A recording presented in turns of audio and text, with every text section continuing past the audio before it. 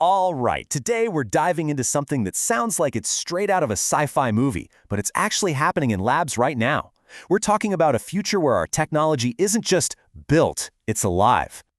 So let me just start with a question for you. You know that heart-stopping moment, right? Your phone slips out of your hand and you hear that awful crack. But what if instead of a trip to the repair shop, that screen could just heal itself? That idea that our gadgets could actually mend themselves, it points to a much bigger shift that's happening.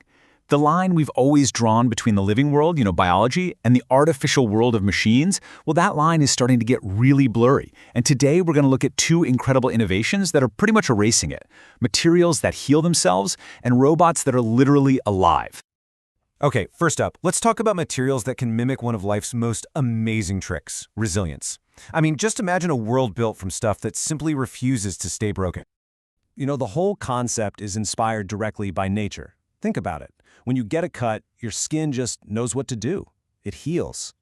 Self-healing materials take that exact same principle and apply it to our phones, our cars, even our buildings. They can repair damage all by themselves. And this isn't just about convenience. It's a huge shift away from a disposable culture towards something much more regenerative. So how in the world does this even work? Well, one of the first big breakthroughs involved embedding millions of teeny tiny capsules filled with a healing liquid right inside a material. So when a crack forms, it breaks open these capsules. The liquid seeps out, it fills the fracture, and then it hardens to seal the damage. It's a lot like how your blood clots to form a scab. Pretty cool, right? And the potential here it's just incredible. This goes way beyond our phone screens. Think about aerospace. This tech could stop a tiny, invisible crack in an airplane's wing from ever becoming a disaster. Our bridges and our roads could fix their own cracks, saving billions on maintenance. And at the end of the day, this really points to a more sustainable future, where things are designed not to be thrown away and replaced, but to actually last. Okay, so materials that mimic life are one thing. They're amazing. But what about technology that actually is alive? Well, meet the Xenobots. These were first created back in 2020, and they're not made of metal or plastic. No, they're built from the living stem cells of a frog. Scientists take these cells and, with the help of AI, figure out how to sculpt them into these new little forms that can do specific jobs. They're not animals, and they're definitely not traditional robots. In fact, scientists are calling them a completely new class of biological entity. And the difference between these and the robots we're used to is it's revolutionary. A typical robot is metal, it runs on batteries, and when it dies, it becomes e-waste. A Xenobot, on the other hand, is made of living cells. It powers itself with biological energy, it can heal itself if it gets damaged, and at the end of its really short life, it just biodegrades, returning harmlessly back to nature. So what can these little living machines actually do? Well, in the lab, they've been seen moving on their own, working together in swarms, and even gathering up tiny bits of microplastic from water. And, just like those materials we were talking about, if you cut them, they heal themselves. So, let's recap. We have materials that heal, and we have robots that are alive. This is incredible power, and with that power comes, well, immense promise, but it also raises some really profound questions. Let's start with the promise, the good stuff.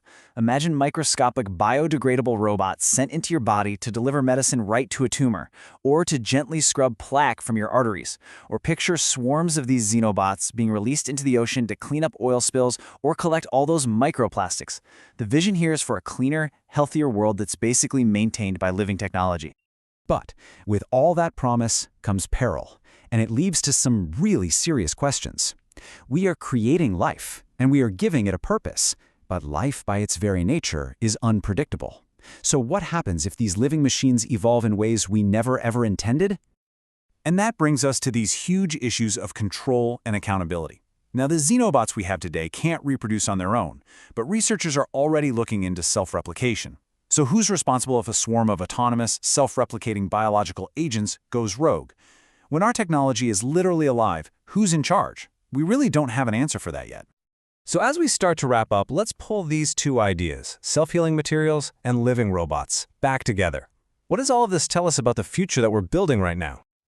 This quote just nails it. For all of human history, our tools have been passive things. They do what we tell them to do, and then, eventually, they break.